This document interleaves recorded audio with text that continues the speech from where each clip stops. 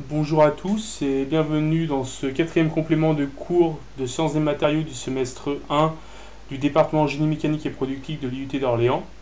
Dans ce quatrième complément de cours, nous allons traiter de la méthode de calcul du rayon d'un site interstitiel de géométrie octaédrique d'une maille cubique centrée. Donc on trouve deux emplacements sur lesquels, ayant cette géométrie-là dans la maille cubique centrée, donc c'est une géométrie de coordination 6 avec 6 premiers voisins. Donc on va représenter tout d'abord le premier type de site, enfin le premier emplacement de site octaédrique dans la maille cubique centrée. Donc comme précédemment on parle de 4 mailles cubiques centrées, on va décomposer ces mailles.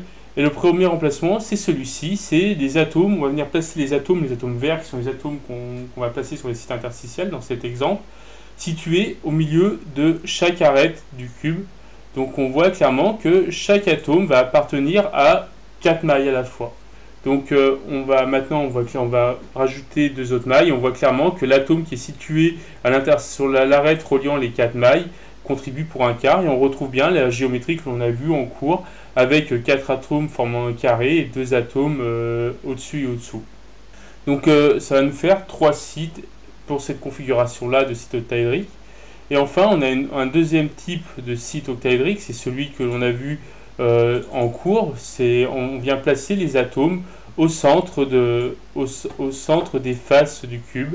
Donc, on voit clairement donc c'est ce qu'on va venir faire ici. On vient placer les atomes au centre de chaque face.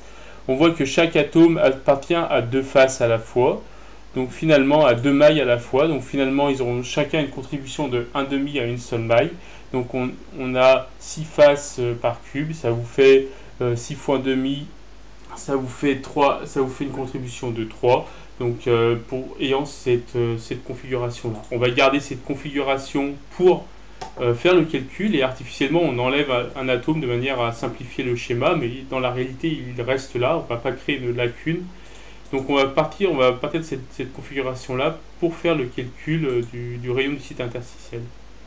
Donc pour faire ce calcul, on va tout d'abord définir comme précédemment les paramètres. Donc le paramètre A qui est le paramètre de maille, le rayon atomique et enfin le rayon du site interstitiel. On n'a pas besoin d'autres paramètres pour faire le calcul dans cette configuration-là.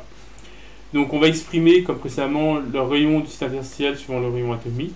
Et on voit tout simplement que suivant cette géométrie, les 2 atomes situés au centre des mailles cubiques des mailles sont séparés par une distance A. Donc finalement, cette distance A peut être exprimée sur les rayons atomiques et le rayon du site interstitiel. On va retrouver que A est égal à 2 fois le rayon atomique plus 2 fois le rayon du site interstitiel. Donc tout simplement, en utilisant la relation que nous avons établie précédemment, donc R atomique est égal à racine carrée de 3 divisé par 4 fois le paramètre de maille A, on trouve qu'on a la relation entre le rayon atomique et le rayon du site interstitiel. On trouve que le rayon du site interstitiel est égal à 0,154 fois le rayon atomique. Donc dit autrement, un atome que l'on va placer sur un site interstitiel aura un rayon maximum qui va être égal à 15% du rayon des atomes constitutifs de la maille. Donc c'est un atome qui est extrêmement petit, surtout si l'on compare aux 28% des atomes que vous pouvez placer sur les sites tétraédriques. Donc il faut savoir que le calcul, on voit que par géométrie, le calcul est exactement le même si l'on se place sur une des arêtes de la maille.